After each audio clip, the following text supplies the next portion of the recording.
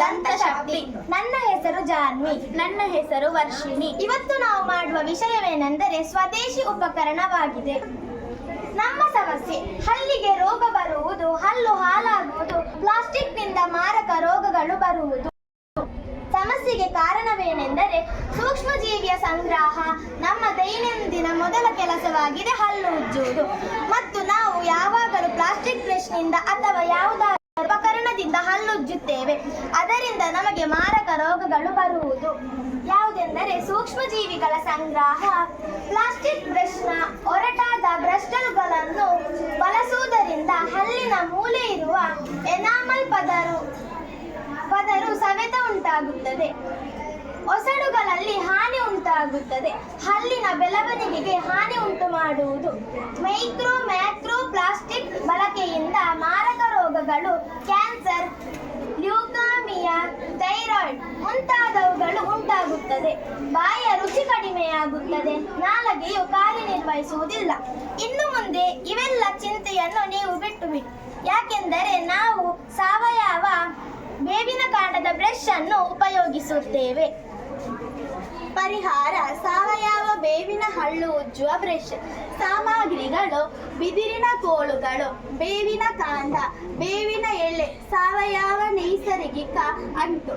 ಮಾಡುವ ವಿಧಾನ: ಬಿದಿರಿನ ಕೋಲುಗಳನ್ನು ಹಲ್ಲು ಉಜ್ಜುವ ಬ್ರಷ್ನ ಹಿಡಿಗಳನ್ನಾಗಿ ಉಪಯೋಗಿಸಿ ಬೇವಿನ ಕಾಂಡಗಳನ್ನು ಚೆನ್ನಾಗಿ ನೆನೆಸಿ ಹಲವಾರು ವಿಧಾನಗಳನ್ನು ಅವುಗಳು ಪ್ರತ್ಯೇಕ ನಾರುಗಳನ್ನು ಬ್ರಷ್ನಂತಹ ಸಾವಯವ ಹಲ್ಲು ಉಜ್ಜುವ ಬ್ರಷ್ ತಯಾರಾಯಿತು. ನೋಡಿ, ಇದು ನಾವು ತಯಾರಿಸಿದ ಬ್ರಷ್. ಇದನ್ನು ಸುಲಭವಾಗಿ ನಮ್ಮ ಕೈಯಲ್ಲಿಯೇ ನಾವು ತಯಾರಿಸಿದ್ದು.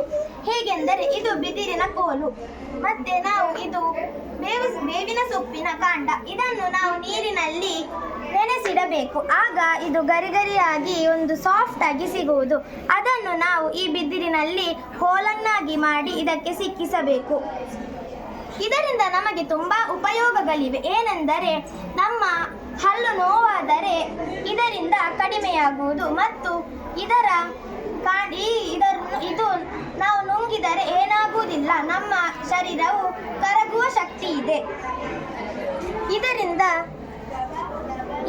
ನಮಗೆ ಯಾವ ತೊಂದರೆಯೂ ಉಂಟಾಗುವುದಿಲ್ಲ. ಈ ಬೇವು ಆಂಟಿಬಯೋಟಿಕ್ ಆಗಿದೆ.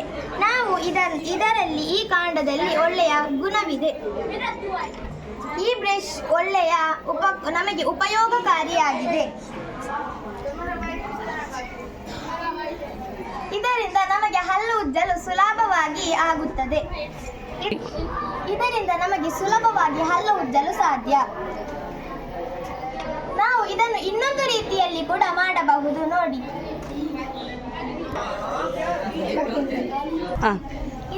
ಇದನ್ನು ನಾವು ದಿನನಿತ್ಯ ಬಳಸಬಹುದು.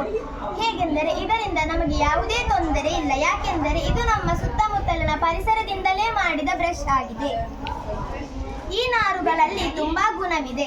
ಈ ನಾರನ್ನು ನಾವು ನೆನೆಸಿಟ್ಟು ಇದರ ನಾರನ್ನು ತೆಗೆದು ಈ ಬ್ರಷ್ಗಳಿಗೆ ಸಿಕ್ಕಿಸಿದಾಗ ನಮಗೆ ಸುಲಭವಾಗಿ ಹಲ್ಲು ಉಜ್ಜಲು ಸಾಧ್ಯವಾಗುತ್ತದೆ. ನೋಡಿ, ಈ ಬಿದಿರಿನ ಓಟೆಯಿಂದ ನಾವು ಇದನ್ನು ಕತ್ತರಿಸಿ ಇಂತಹ ಒಂದು ಶೇಪ್ ಅನ್ನಾಗಿ ಮಾಡಿ ಇದಕ್ಕೆ ಸಿಕ್ಕಿಸಿದ ಬ್ರಷ್ ಮಾರುಕಟ್ಟೆಗೆ ಬಂದರೆ ಎಲ್ಲರಿಗೂ ಒಳ್ಳೆಯದಾಗುವುದು. ಹೇಗೆಂದರೆ ಇದು ನಮ್ಮ ಔಷಧೀಯ ಗುಣದ ಒಂದು ಬ್ರಷ್ ಆಗಿದೆ. Thank you.